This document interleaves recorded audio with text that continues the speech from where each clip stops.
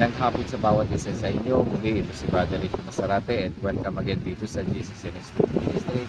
At sa hapong ito, nais kong ibahagi sa inyo ang mensahe ng importansya ng sineselebrate natin na pagkabuhay muli ng Panginoon Kristo mula sa mga patay. At nag-celebrate pa lang tayo ng Holy Week. Ayan, katanungan dyan sa bawat isa sa atin. Ano ba ang reason kung bakit natin sineselebrate Holy Week or ang pagkabuhay muli ng Panginoon Kristo? Dahil ba ito sa bakasyon? Kailangan natin ba dito sa mga beaches, sa mga lugar, dahil magkasama tayo ng ating mga mahal sa buhay na mga umuwi sa kanilang probinsya para mag-celebrate ng Holy Week kasama ng mga pamilya. Pero yun ba talaga ang reason kung bakit celebrate natin ang pagkabuhay muli ng Panginoon Kristo? So, sa hapong ito, nais kong basahin sa inyo dito sa Acts chapter 5, kung saan ang buong konteksto nito ay nagkaroon ng enkwentro ang mga apostol, lalo na si Apostol Pedro at si Apostol Juan, kung saan pinagaling nila yung naglilimos doon sa templo na siya ay hindi makalakad mula pa sa kanyang kapanganakan, at nilalagay lang siya doon sa templo para humingi ng limos sa mga sasamba doon sa templo. At ngayon dito nakita nga sila ni Apostol Pedro at ni Apostol Juan, kung saan sinabi ni Pedro doon sa naglilimos, sabi niya, "Silver and gold have I none, but what I have give I unto you. In the name of the Lord Jesus Christ," sabi niya, "get up and walk." So at nagkaroon nga ng lakas yung kanyang mga paa, at siya ay nakalakad at siya ay nagtatalon dahil sa pagpupuri niya at pagpapasalamat sa Diyos sa nangyaring kagalingan na naibigay sa kanya dahil sa Panginoong Jesucristo. At dito sa Acts chapter 5, dito inusig ang mga disipulo. At ito nga dito sa Acts chapter 5 verse 28, sabi rito ng mga council ng high priest at ng mga sa Sanhedrin dito, yung mga religious leader ng panahon na yun, sabi rito, saying in 27, "And when they have brought them, they set them before the council, and the high priest asked them, saying, Did not we straitly command you that ye should not teach in this name?" Wag kayong magturo sa pangalan na to, sa pangalan ng Panginoong Jesucristo. At sinabi rito na, "And behold, ye have filled Jerusalem with your doctrine, and intend to bring this man's blood upon us." Ito yung sagot ni Peter. "Then Peter and the other apostles answered and said, We ought to obey God rather than men. The God of our fathers raised up Jesus, whom ye slew and hanged on a tree. Him hath God exalted with his right hand, a prince and a savior, for to give repentance to Israel and forgiveness of sins. And we are his witnesses of these things, and also the Holy Ghost," or the Holy Spirit, "whom God hath given to them that obey him." So dito maliwanag na sinabi ng mga apostol at ni Apostol Peter na mas nanaisin nilang sundin ang Diyos kesa sa mga tao. Sinabi dito ni Apostol Pedro na ang Diyos nila si Yahweh, "The God of our fathers raised up Jesus, whom ye slew and hanged on a tree." So pinatay ang Panginoong Jesucristo sa pamamagitan ni Pontius Pilate at ng mga high priest at ng mga tao sa Jerusalem noong panahon na yon, at siya nga ay pinako sa krus ng Kalbaryo. At ito yung sinasabi ni Peter, "Whom ye slew and hanged on a tree." Pero sabi niya dito, "Him hath God exalted with his right hand, a prince and a savior, for to give repentance to Israel and forgiveness of sin." Para magbigay ng repentance, so pagsisisi, pagtalikod sa kasalanan para sa mga Israelita, para sa kapatawaran ng kanilang mga kasalanan. At sabi nga ni Pedro, sila ay mga testigo, witnesses ng mga bagay na to. So ngayon, ito yung benepisyo dahil sa binuhay na muli ang Panginoong Jesucristo ng Amang nasa langit mula sa mga patay. Ngayon nagkaroon na ng katuparan na naatunan ang mga kasalanan, hindi lang ng mga Israelita, maging ang lahat ng mga tao dito sa mundo. Yun ang ginawa ng Panginoong Jesucristo nang namatay siya sa krus ng Kalbaryo para kunin ang lugar natin na nararapat sa atin na dapat tayo yung maparusahan ng Diyos. Bagkos, dahil sa kabutihan ng Ama na nasa langit, kagaya nga na sinabi sa John chapter 3 verse 16, for God so loved the world that He gave His only begotten Son, that whosoever believes in Him not perish but have everlasting life or eternal life. And na, nagkaroon na ng katuparan na mabibigyan talaga tayo ng Panginoong Jesucristo ng buhay na walang hanggan dahil binuhay siya ng Diyos Ama sa mga patay. At dito nagkaroon din tayo ng kapatawaran ng ating mga kasalanan dahil sa ginawa ng Panginoong Jesucristo ng pagbigay niya ng kanyang sariling buhay para sa bawat isa sa atin. At sabi nga ni Pedro dito, for to give repentance to Israel. Of course, ang mga kausap dito ni Apostol Pedro ay ang mga Hudyo sa mga panahon nito at ang high priest ang binagyan niya nito ng kasagutan. Kaya para sa atin din mga hintil, kung babasahin natin ito, ituloy natin ang pagbabasa ng Book of Acts, dito natin makikita rin na ang mabuting balita ng Panginoong Jesucristo ay umabot rin sa ating mga hintil, mga Gentiles, kung saan tayo yung mga hindi sa lahi ni Abraham. Pero dahil din sa seed ni Abraham, dun sa binhi ni Abraham, walang iba kundi ang Panginoong Jesucristo, babasahin natin na karating ang mabuting balita ng Panginoong Jesucristo sa mga hintil, sa ating mga wala sa lahi ni Abraham. So dahil lang yun sa kabutihan ng Diyos Amang nasa langit sa pamamagitan ng Panginoong Jesucristo, ang pangako ng kaligtasan ng hanggan ay natupad sa ating Panginoong Jesucristo. At dito sa binasa natin, para sa forgiveness ng mga kasalanan ng mga Israelita. Pero again, hindi lang exclusive yung kapatawaran ng kasalanan para sa mga Hudyo, sa mga Israelita. Pati tayong mga hintil nagkaroon ng benepisyo na to. Sabi ni Apostol Pedro, sila ay mga witness, testigo ng pagkabuhay na muli ng Panginoong Jesucristo. At hindi lang sila, kundi maging ang banal na Espiritu ay nagpapatotoo sa pagkabuhay muli ng Panginoong Jesucristo. So, makikita natin dito, binuhay ng Diyos Ama si Jesus. At kung pupunta tayo doon sa chapter 4, sabi din ni Apostol Pedro doon na walang ibang pangalan sa ilalim ng langit kung saan tayo ay maliligtas, kundi sa pangalan lang ng Panginoong Jesucristo.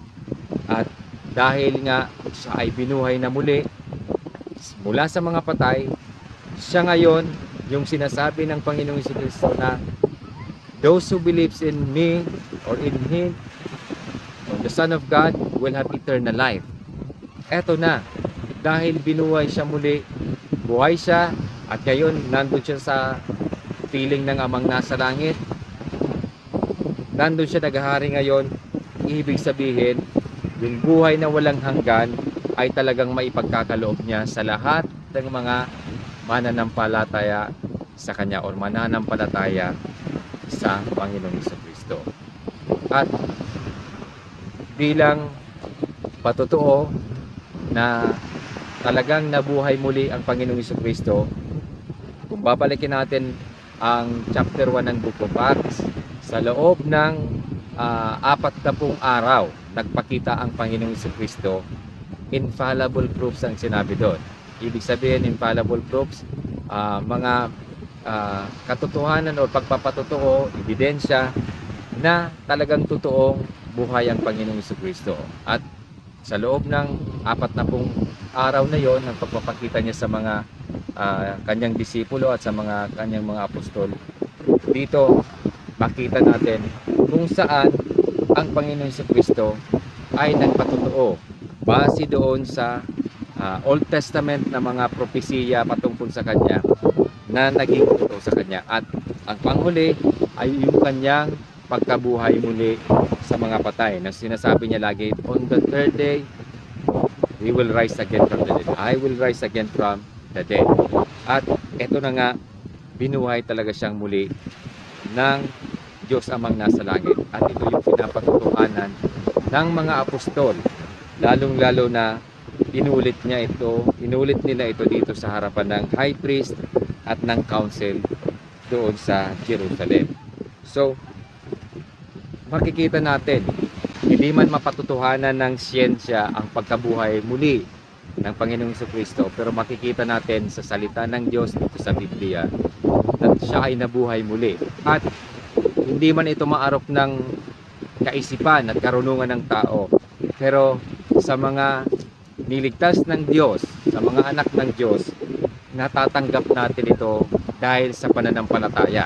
Wala nang iba. At sinabi nga ng Panginoong Jesucristo kay Tomas, nung siya ay mabuhay na muli at nagpakita siya sa kanyang mga apostol, wala siya nung unang pagpapakita ng Panginoong Jesucristo. Kaya sinabi ni Tomas, kung hindi ko makikita ang mga imprint sa kanyang kamay at sa side, sabi niya, at hindi ko mailagay ang kamay ko doon, sabi niya, I will not believe. Tapos sunod na pagpakita ng Panginoong Jesucristo, sinabi ng Panginoon mismo kay Tomas, tignan mo ang aking mga kamay at yung sugat ko dito sa side. Ilagay mo ang kamay mo dito sa imprinta na to, sa kamay at sa side ko. Sabi niya, mapalad yung mga nanampalataya kahit hindi nila ako nakita. So, mapalad ang mga taong hindi na kailangan maghanap ng ebidensya, pero mananampalataya sa ginawa ng Panginoong Jesucristo at mananampalataya na siya ay binuhay muli ng Diyos mula sa mga patay. Dahil yun ang nakakalugod sa harapan ng Diyos. Tayo ay manampalataya sa Kanya. Manampalataya sa ginawa ng Panginoong Jesucristo, na kung hindi dahil sa Kanyang ginawa na pagbigay ng Kanyang buhay, pag-alay ng Kanyang buhay sa krus ng Kalbaryo, ay hindi tayo magkakaroon ng kapatawaran ng ating mga kasalanan, both sa mga Israelita at sa ating mga Hintil. Kaya sa sineselebrate natin na resurrection, taon-taon, Holy Week, ano nga ba talaga ang meaning nito para sa inyo? Ano nga ba talaga ang kahulugan at halaga ng pagkabuhay na muli ng Panginoong Jesucristo sa bawat isa sa inyo, sa bawat isa sa atin, lalong-lalo na sa inyong mga nakikinig? Though, hindi lang dapat sineselebrate ang pagkabuhay na muli ng Panginoong Jesucristo during Holy Week, kundi dapat sa araw-araw na tayo ay mabigyan ng pagbulay-bulay na merong pag-asa sa Panginoong Jesucristo, na merong kapatawaran sa Panginoong Jesucristo, na ang pangako ng Diyos ay totoo sa Panginoong Jesucristo, at kaya ng Panginoong Jesucristo ipagkaloob ang buhay na walang hanggan sa lahat ng mga mananampalataya sa Kanya. Kaya nga mahalaga sa bawat isa sa atin na patuloy nating pagbulay-bulayan at saliksikin ang salita ng Diyos upang mas makilala natin at malaman natin ang katotohanan patungkol sa Panginoong Jesucristo. Lalong-lalo na hindi siya nanatili sa mga patay, at maraming mga relihiyon dito sa mundo na merong mga iniidolo or sinusunod na mga liderato na kung ano-anong relihiyon, lahat yun namatay. Pero ang Panginoong Jesucristo lamang ang merong account na siya ay nabuhay na muli. At kung titingnan natin sa history ng church, lahat, kahit mula dito sa Biblia, hindi na tayo lumabas sa Biblia, ang mga apostol, ang mga disipulo ay namatay para sa Panginoong Jesucristo. At kung pupuntahan natin yung sinabi ni Apostol Pablo doon sa 1 Corinthians, ang hope natin dito sa Panginoong Jesucristo ay hindi lamang para dito sa mundo. Siya ay binuhay na muli ng Diyos, nabuhay siya sa mga patay, at ang hope natin ay hindi nakatuon dito sa mundo lamang, dahil merong susunod na buhay na kailangan nating mapaghandaan. At mapaghahandaan lang natin ang buhay na susunod kung tayo ay magsasaliksik ng kanyang salita, kikilalanin natin ang Panginoong Jesucristo sa ating mga buhay ngayon at sa mga susunod na araw ng ating buhay na matatagpuan natin sa Biblia. Kaya ini-encourage ko kayo na basahin nyo, saliksikin nyo, kilalanin nyo talaga kung sino ang Panginoong Jesucristo, dahil nabuhay siyang muli sa mga patay. At sabi nga, repentance and faith and forgiveness of sins must be preached in the Lord Jesus Christ. Kaya ito rin ang sinasabi ko sa inyo, pinapangaral ko sa inyo, na merong buhay na walang hanggan sa Panginoong Jesucristo, merong kapatawaran sa Panginoong Jesucristo, meron ding pag-asa sa Panginoong Jesucristo, hindi lang sa buhay na ito, kundi sa darating na buhay. At walang ibang kaparaanan para mapaghandaan natin ang buhay na susunod, kundi ang mga nampalataya tayo sa Panginoong Jesucristo, at saliksikin natin, basahin natin ang katotohanan na nasa kanyang salita. Panalangin ko sa bawat isa sa inyo na sa pamamagitan ng mensaheng ito, nawa mabuksan ng Diyos ang inyong mga puso at isipan, na magbigay kayo ng panahon na kilalanin, basahin ang salita ng Diyos upang makilala niyo ang Panginoong Jesucristo. At ipanalangin niyo sa paglapit niyo sa Kanya, nawa sa biyaya at sa tulong ng Banal na Espiritu, maipaintindi sa inyo ang mensahe na inyong napapakinggan mula sa Kanyang mga salita. Ito ang challenge sa bawat isa sa atin. Marami na sigurong taon na nasayang sa inyong mga buhay, at hanggang ngayon wala ka pa rin pakialam sa mga bagay ng sa Diyos, wala ka pa rin pakialam sa Panginoong Jesucristo.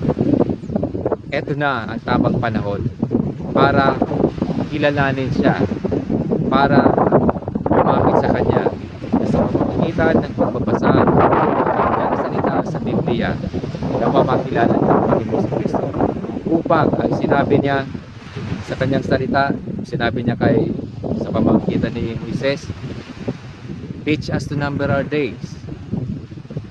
So turuan sana tayo ng Diyos mula ngayon na pahalagahan natin ang ating mga buhay, ang mga susunod na araw sa ating mga buhay, sa pamamagitan ng pagkilala natin sa Panginoong Jesucristo, na binuhay muli ng Diyos Amang nasa langit mula sa mga patay, at ngayon siya ay kasama na ng Amang nasa langit.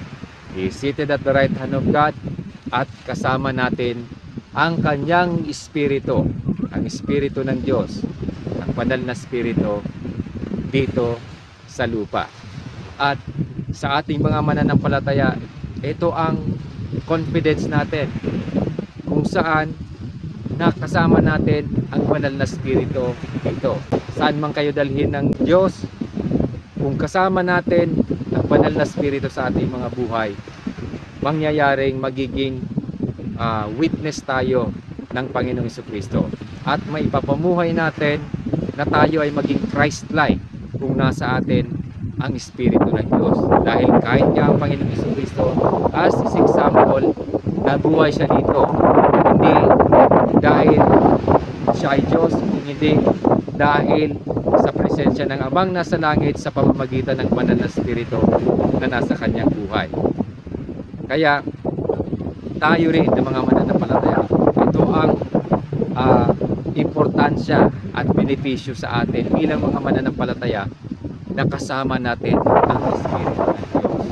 At para rin sa mga hindi mananampalataya, kung nangungusap sa inyo ang Diyos, ang banal na Espiritu, na sa pamamagitan nitong mensahe, nawa huwag niyong titikasan ang inyong mga puso.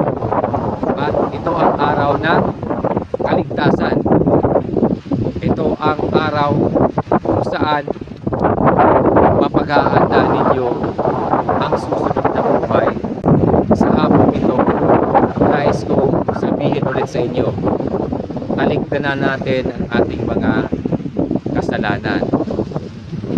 Magpakumbaba tayo sa harapan ng Diyos at kilalanin natin ang Panginoong Kristo sa pamamagitan ng kanyang salita, sa pamamagitan ng pagbabasa ng Biblia, lalo na umpisan nyo sa New Testament.